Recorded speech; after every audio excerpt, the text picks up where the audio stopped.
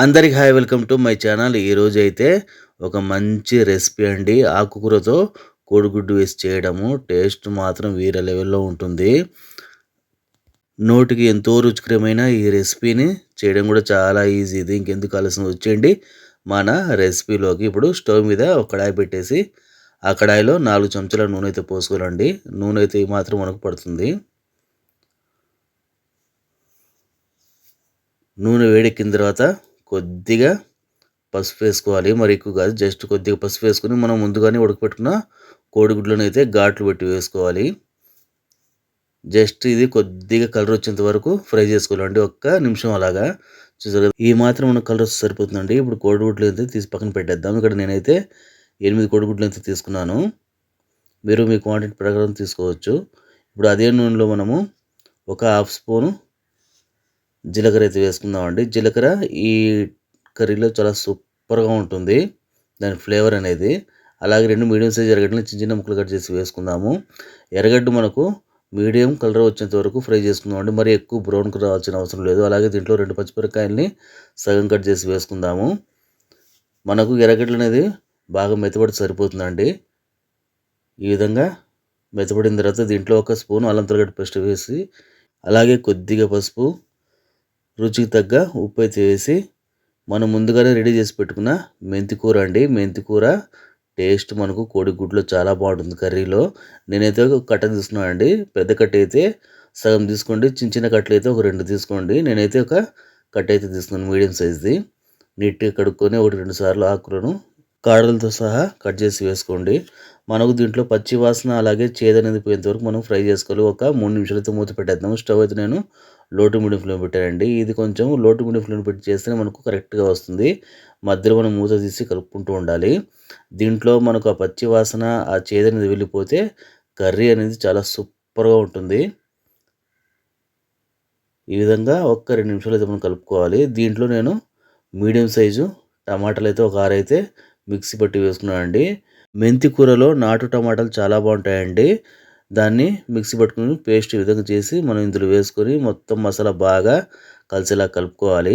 Stove అయితే ఇప్పుడు medium ఫ్లేమ్లో పెట్టుకొని మనం వేసిన మెంతి కూర అలాగే టమాటా మొత్తం బాగా మిక్స్ అయ్యేలాగా కలుపుకోవాలి.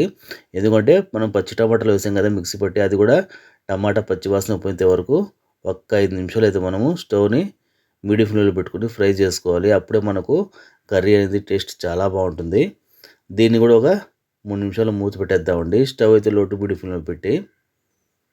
మనకు మెంతి కూర ఎగ్ కర్రీ అనేది చాలా సూపర్గా ఉంటుంది. ఇప్పుడు చూసారు కదా, మనం వేసిన నూనె అనేది పైన తెలియదు కదా, దీన్ని మధ్యలో అప్పుడప్పుడు తీసి కలుపుకుంటూ ఉండాలి. ఒక 5 సెకండ్లకు 3 సెకండ్లకు అలాగా అడుగు పట్టకుండా. స్టవ్ అయితే ఇప్పుడు మీడియం ఫ్లేమ్లో పెట్టుకున్నానండి. స్టవ్ ఫ్లేమ్ని మనం అడ్జస్ట్ చేసుకుంటూ మెంతి కూర ఎగ్ కర్రీ చేసుకున్నట్టు చాలా బాగుంటుందండి. ఎందుకు కొంతమంది ఆకుకూరలు తినని వాళ్ళు ఈ విధంగా ట్రై చేసి చూడండి, సూపర్గా ఉంటుందండి. పిల్లలకు కానీ పెద్దలకు కానీ ఇది చాలా హెల్త్కి మంచిది. మనకు ఇక్కడ మసాలా అయితే నూనె అయితే పైన వదిలింది. ఇప్పుడు పొడి మసాలా అయితే వేసుకుందామండి. 1 స్పూన్ కారం, 1 స్పూను ధనియాల పొడి వేసుకోవాలి. ధనియాల పొడి కారం అలాగే మొత్తం మసాలాలు బాగా మిక్స్ అయ్యేలా కలుపుకోవాలి మనము. మనకు టమాటాలు అలాగే మెంతి కూర ఉడుకుతుంటే మంచి వాసన అండి, అరోమా ఫ్లేవరు. అలాగే 1 స్పూన్ గరం మసాలా వేసుకుని ఇది కూడా మసాలాలు బాగా మొత్తం మిక్స్ అయ్యేలా కలుపుకోవాలి. అలాగే 1 స్పూను కస్తూరి మేతి. కస్తూరి మేతి అనేది చేతితో కొంచెం నలుపుకుని వేయండి. టేస్ట్ అనేది అలాగే ఫ్లేవర్ అనేది చాలా బాగుంటుందండి. కస్తూరి మేతి అనేది మనము మెంతి కూరలో వేసినా కూడా చాలా బాగుంటుంది. దాని ఫ్లేవర్ అనేది మనకు కర్రీలో సూపర్గా ఉంటుంది.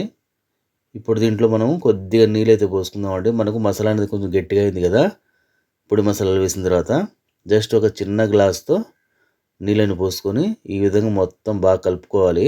స్టవ్ అయితే నేను మీడియం ఫ్లేమ్లో పెట్టానండి. మనం ఈ గ్రేవీని ఎంత బాగా ఫ్రై చేసుకున్నామంటే మనకు మెంతి కూర ఎగ్ కర్రీ అనేది అంత టేస్ట్గా వస్తుందండి. ఇప్పుడు దీంట్లో ముందుగానే ఫ్రై చేసి పెట్టుకున్న కోడిగుడ్లు ఉన్నాయి కదా, ఆ కోడిగుడ్లను వేసేసి మసాలా మొత్తం కోడిగుడ్లలో బాగా పట్టేలా కలుపుకోవాలి. ఇది మనకు వేడి వేడి అన్నం కానీ చపాతీకి కానీ అలాగే పరోటాకు సూపర్ కాంబినేషన్ అండి. చాలా ఎక్సలెంట్గా ఉంటుంది. మరీ నీళ్ళకి కాకుండా మరీ గట్టికి కాకుండా మధ్యస్థంగా మనం గ్రేవీ పెట్టి చేసుకున్నామంటే చాలా సూపర్గా ఉంటుంది. ఒక్క 3 నిమిషాలు మూత అయితే పెట్టేద్దాము. ఎందుకంటే ఆ ఫ్లేవర్స్ అన్ని కోడిగుడ్లు మనం ఘాటు పెట్టాం కదా, ఆ లోపల దిగడం వల్ల టేస్ట్ అనేది చాలా బాగుంటుంది. ఈ విధంగా అడ్జస్ట్ చేసుకుంటూ మధ్య మధ్యలో ఒక 5 సెకండ్లకు ఒకసారి కలుపుకుంటూ ఉండాలి. ఎందుకంటే స్టవ్ మనం మీడియం ఫ్లేమ్లో పెట్టాం కదా, అడుగు పట్టకుండా. మెంతి కూర ఎగ్ కర్రీ అనేది నార్త్ సైడ్ ఎక్కువగా చేస్తుంటారండి. అలాగే మన ఆంధ్రాలో కూడా చేస్తూ ఉంటారు. ఒక్కొక్క చోట ఒక రకంగా చేస్తుంటారు. ఒక్కసారి నా పద్ధతిలో చేసి చూడండి, సూపర్గా ఉంటుంది. ఈ గ్రేవీ అనేది మంచి ఫ్లేవర్తో, మంచి టేస్ట్తో మధ్యాహ్నం లంచ్లో కానీ, నైట్ డిన్నర్లకు కానీ ఈ రెసిపీ చేయండి, సూపర్గా ఉంటుంది. మన మెంతి కూర కోడిగుడ్డు కర్రీ అయితే రెడీ అయిపోయిందండి. ఇంకెందుకు ఆలస్యం, దీన్ని సర్వింగ్ అయితే చేసేద్దాము.